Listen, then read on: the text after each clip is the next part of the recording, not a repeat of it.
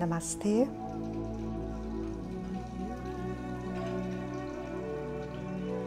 Vamos ouvir o som da tigela de cristal. Tendo a consciência de que estas vibrações têm o poder de harmonizar o bom funcionamento das nossas células.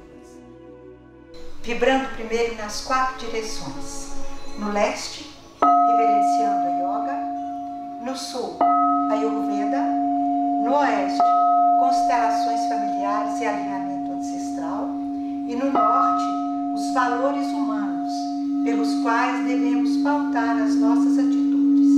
Verdade, ação correta, paz, amor e não violência.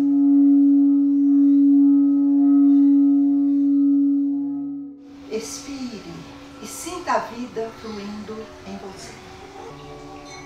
Dê liberdade aos movimentos de sua cabeça, para que você possa enxergar a vida por todos os lados.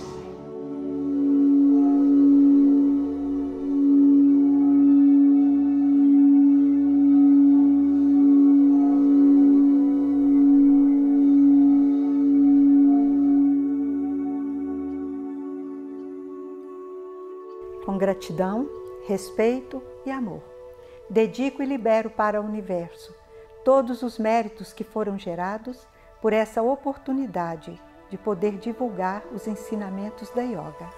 Que assim seja. Amém.